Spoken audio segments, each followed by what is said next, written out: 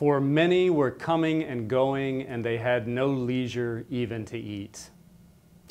I hate it when the Bible sounds less like a history book and more like a description of life as we know it. 1 in 5 American workers regularly skips lunch. Experts today say that skipping meals or eating on the run is detrimental to your health. The Bible is less judgmental. It just records that reality. The only judgment is what's implicit in Jesus telling his returning disciples to get some rest. The disciples are returning from their mission trip to cast out demons and bring healing for the sick. Like most people who return from mission trips, they're full of stories about everything they've witnessed and accomplished. But Jesus' first concern is that they get a nap and a proper meal. Come away to a deserted place all by yourselves, he tells them, and rest a while. Discipleship is hard work. To sustain it, you need to take a break from it. That sounds like good news, especially for lunch-skipping kinds of congregations accustomed to the idea that service requires sacrifice. I wonder how many people watching this skipped lunch this week, ate while checking email, or gobbled down a sandwich in the car while talking on the cell phone. You know who you are. Jesus is telling you to take care to balance the doing with renewing. Action requires reflection and restoration. Pushing yourself to do more is a temporary strategy that is self-defeating over the long haul. You can't serve everybody. There will always be more need. You've got to rest, and not just for 2 weeks out of the year. It's not an option, it's a command, one of the Big 10. Jesus honors it, and so should you. That all sounds like good news until Jesus complicates it just 2 verses later by trying to serve everybody, by trying to meet every need, by failing to balance the doing with renewing. Jesus tells them to come away to a deserted place and rest a while, so they get in the boat and hurry across the Sea of Galilee, which at 13 miles long and 8 miles wide is more accurately described as a lake. The people on the shore are so desperate to get the healing they've heard about from Jesus and his disciples that they run around the lake faster than the direct route of the boat Jesus is taking. They overtake Jesus and his disciples. And rather than telling them all to go away, rather than telling them that he's very sorry, but everybody needs a break now and again, rather than telling them that his schedule is full this day and can they please come back tomorrow, he begins to teach them. It's a conflicting message that Jesus sends. On the one hand, rest. Attend to your need for rest and renewal. On the other, serve the people in front of you. The lectionary skips over the feeding of the 5,000 that happens immediately after these first few verses, but there the disciples are caught in the middle of this conflicting message. The crowds are hungry, and the disciples still haven't gotten the R&R they were looking forward to, and so they tell Jesus to send away the crowds so that everyone, including the disciples, can go and get something to eat.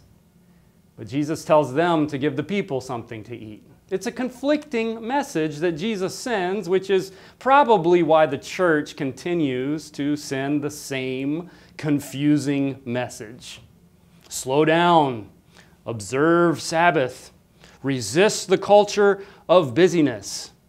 Sign up to serve the homeless, or on this committee, or singing in the choir. Lord, forgive us for the arrogance of thinking we who are made in your image do not need to rest from our labors. Lord, forgive us for passing by Samaritans in need. Jesus says, all those who are weary, come to me, for my yoke is easy and my burden is light. Jesus also said, take up your cross and follow me. Many are called, but few are chosen. We send confusing messages to each other. Confusing messages that frankly originate in the example of Jesus himself, who seems to talk about the example of getting away and resting more than actually doing it. The problem with Jesus, the thing that throws off this balance between work and renewal, is his compassion. That is what keeps him from observing the kind of rest that he prescribes. As he went ashore, he saw a great crowd, the text says, and he had compassion for them because they were like sheep without a shepherd. Now, we tend to think of compassion as a synonym for pity, but the word really means with suffering. And those two definitions of the same word are vastly different.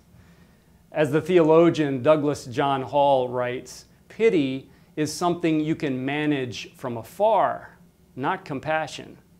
You do not have compassion, really, unless you suffer with those whom you refer.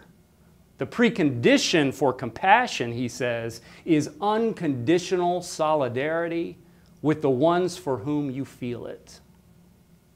The Greek word is even better than the English, splagchnizomai, which comes from the word that means the inward parts, the guts, what the King James Version often referred to as the bowels, making for some really interesting English translations. The Greeks thought that these inward parts represented the seat of the more violent passions, such as anger and even love. But the Hebrews referred to them as the seat of the tender affections, such as kindness, benevolence, and compassion. Jesus sees the crowd and is moved in a tactile, visceral way. He feels for the people in his gut. And for anyone who knows anything about the God of the Bible, this is part of the very nature of God, the divine pathos, as Abraham Heschel named it. To the prophet, Heschel wrote, God does not reveal God's self in an abstract absoluteness, but in a personal and intimate relation to the world.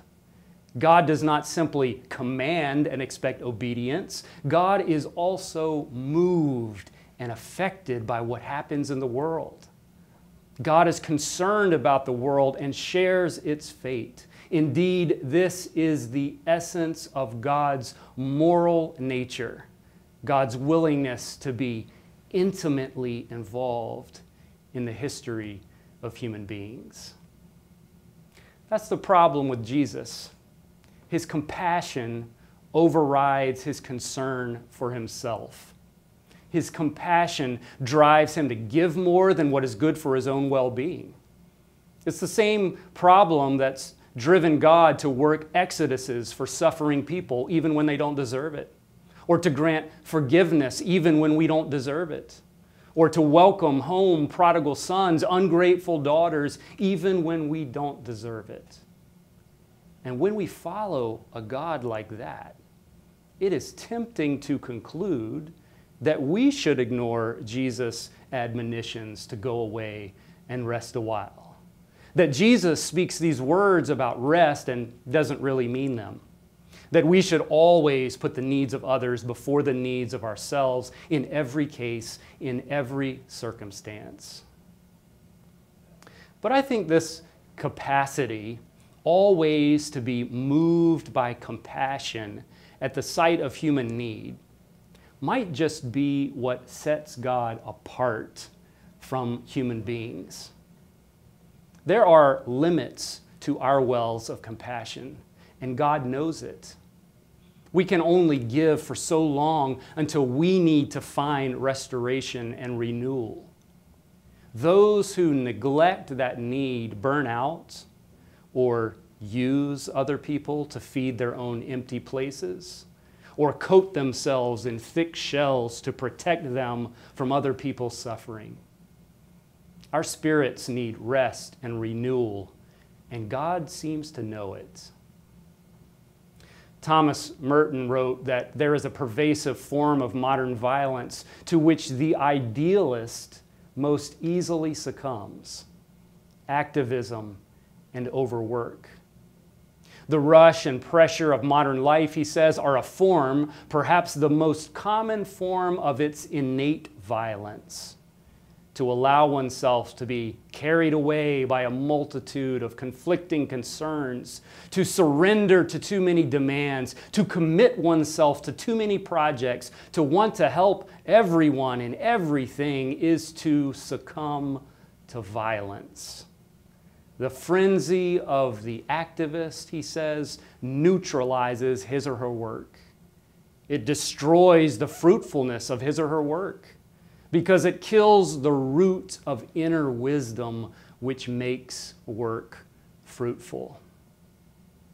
Sometimes it's hard to nurture that root of inner wisdom where I live in the city of Baltimore, where so many needs are so urgent all around. But my community isn't the only one with this sort of problem.